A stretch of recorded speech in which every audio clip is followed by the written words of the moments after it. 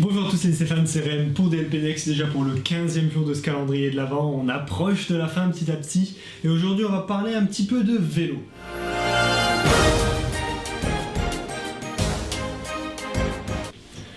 On en a déjà parlé dans une des précédentes vidéos, Disneyland Paris s'implique énormément dans la culture sportive et donc souhaite participer à énormément d'événements sportifs français. La dernière fois on avait parlé de tennis avec la venue de Gaël Monfils sur le parc Disneyland Paris et qui avait proposé du coup un match de tennis contre Mickey ainsi qu'un jeune fan du public. C'était vraiment une belle façon de Disneyland Paris de montrer qu'il voulait collaborer avec énormément d'associations sportives. Mais il faut savoir que Disneyland Paris a également participé à plusieurs grands événements sportifs, notamment l'événement d'aujourd'hui qui concerne le Tour de France. En effet, le 26 juillet 1997, le Tour de France passe par Disneyland Paris, c'est même le point de départ de ce Tour de France. À savoir que c'est pas la première fois que c'est fait, puisque ça a déjà été fait en 1994, mais ils sont juste passés pas trop loin du parc. Mais en 1997, les cyclistes ont vraiment traversé Main Street et traversé du coup le parc Disneyland Paris.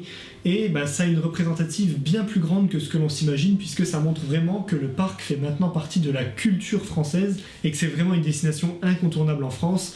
En soi, le Tour de France, c'est juste des cyclistes qui passent à travers un parc, rien de nouveau, rien non plus de choquant. Mais ça montre vraiment que c'est une étape importante puisque le Tour de France traverse toutes les plus belles villes de France et c'est un événement qui est vraiment suivi vraiment de façon nationale. Tout le monde a déjà regardé ne serait-ce qu'une étape du Tour de France, que ça vous intéresse plus ou moins, à savoir que moi c'est vraiment un sport qui ne m'intéresse vraiment presque pas, le cyclisme. Mais pour cette occasion, le Tour de France est passé par Disneyland Paris et c'était une épreuve donc de 63 km qui a débuté donc aux alentours du parc. Par la suite, de nombreux autres événements sportifs se tiendront encore une fois à Disneyland Paris. Notamment, il y a quelques années, il y a eu un événement de basket qui a eu lieu au Disney Village, montrant ainsi que Disneyland Paris souhaite s'impliquer dans toutes les valeurs sportives françaises.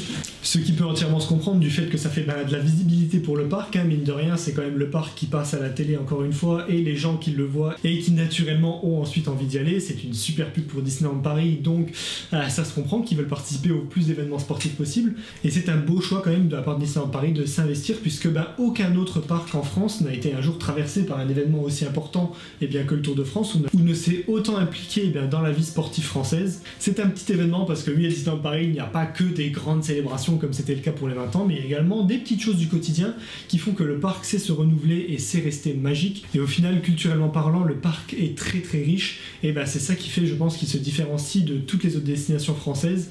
C'est son implication dans tout. On a l'impression chaque année d'entendre parler du parc, et ce pour différents événements, que ce soit des anniversaires, ou alors pour la saison de Noël, ou alors encore pour des événements comme ici le Tour de France. C'était une petite vidéo en aparté, n'hésitez pas à mettre en commentaire si ce genre de petites anecdotes ça vous plaît. Je vous rassure, dans le calendrier il y aura encore beaucoup de gros événements et on aura encore largement de quoi parler pour les jours qui viennent. C'était Ren pour DLP Next, n'hésitez pas à me dire si la vidéo vous a plu en mettant un petit pouce bleu à cette vidéo et en vous abonnant pour ne rien rater de ce calendrier de l'Avent. On se retrouve très vite sur les réseaux sociaux et on se retrouve surtout dès demain pour la vidéo du calendrier. Ciao!